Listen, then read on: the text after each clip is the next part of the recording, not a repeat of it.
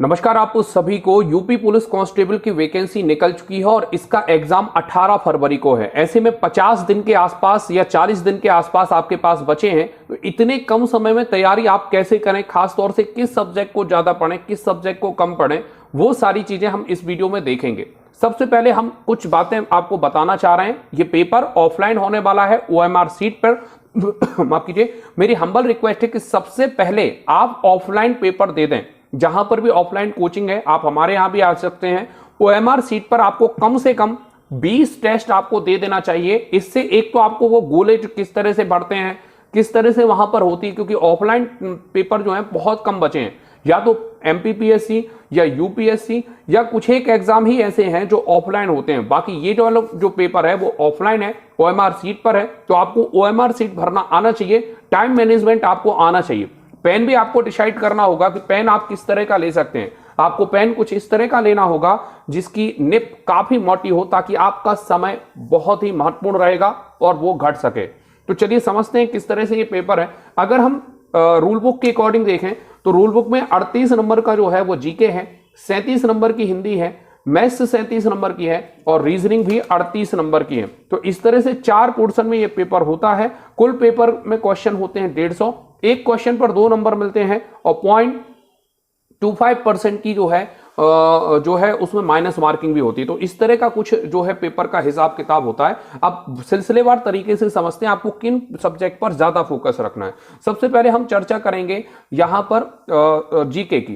तो जीके में आपको कुछ बातें मैं आपको बहुत जिम्मेदारी के साथ बता रहा हूं। आपको 4 सब्जेक्ट जीके में बहुत अच्छे से कर लेना है। उसमें सबसे पहले है हिस्ट्री के बाद है यूपी जीके, तीसरा है करंट अफेयर और संविधान। ये 4 सब्जेक्ट जो हैं ये लगभग मेरे हिसाब से जितना मैं समझ पा रहा हूं कुल 37 नंबर में से माफ कीजिए जीके 38 नंबर का आना है। कुछ 38 नंबर में से लगभग आपको 25 नंबर का वेटेज रखेंगे history, UP GK, current affair और संविधान। तो ये 4 सब्जेक्ट पर आपको ज्यादा पकड़ बनानी है। फिर यदि आपके पास एक्स्ट्रा समय है तो फिर आप ज्योग्राफी भी देख सकते हैं, साइंस भी देख सकते हैं, बाकी सारे सब्जेक्ट भी आप देख सकते हैं। इसके अलावा यदि हम बात करें मैथ्स की, तो मैथ्स में तो ऐसा कोई पोर्शन है नहीं जो मतलब कहा जाए कि इस कम आएंगे या ज्यादा आएंगे, क्योंकि मैथ्स में देखिए आप सबसे पहले प्रतिशत पकड़ लीजिए। प्रतिशत में सबसे इंपॉर्टेंट चैप्टर जो है लाभ हानि, बहुत ही सरल पूछा जाता है ना। साधारण ब्याज, चक्रवृद्धि ब्याज में दशमलव आता है,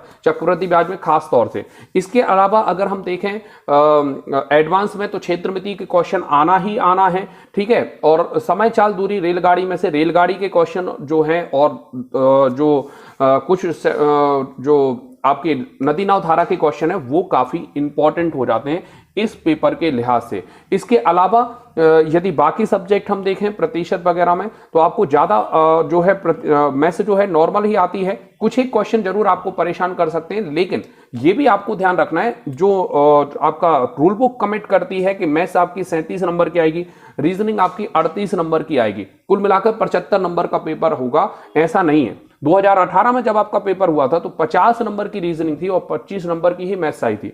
अधिकांश जो मैथ्स है उसके क्वेश्चन कम आते हैं, ज्यादातर जो क्वेश्चन आते हैं वो रीजनिंग से रिलेटेड आते हैं या रीजनिंग के आते हैं। तो रीजनिंग पर आपको कमांड ज्यादा बनाकर रखनी होगी, खास तौर से इस सब्जेक्ट में। और रीजनिंग में आपको कुछ भी इंपॉर्टेंट नहीं देखना है, शुरू से सारी की सारी रीजनिंग जितने भी टॉपिक्स हैं उनको गंभीरता से सारा का सारा लगाना है, क्योंकि रीजनिंग लगभग 50 नंबर का पिछली बार आया था और इस बार भी संभावना है।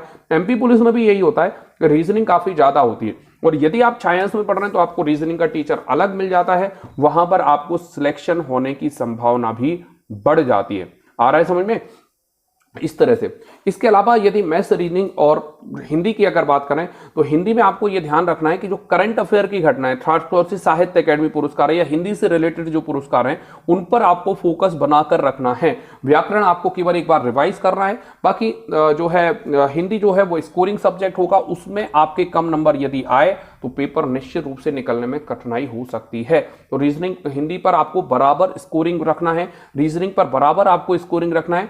जीके और मैथ्स में आप ज्यादा स्कोर अनडाउटली ज्यादा नहीं कर पाएंगे तो उसको थोड़ा सा आपको हल्का रखना है। बाकी ये चीजें ऐसी रहेंगी कि ये गलत नहीं होना चाहिए, खासतौर से रीजनिंग आपकी गलत ना हो, हिंदी आपकी गलत ना हो, है ना। जीके में जो मैं खास तौर से 4 सब्जेक्ट सब्जेक्ट आपको बता रहा हूं, उन 4 सब्जेक्ट पर आपको बराबर पकड़ बनाकर रखना है, जिसमें आपकी हिस्ट्री है, यूपी जीके है, करंट अफेयर है और संविधान।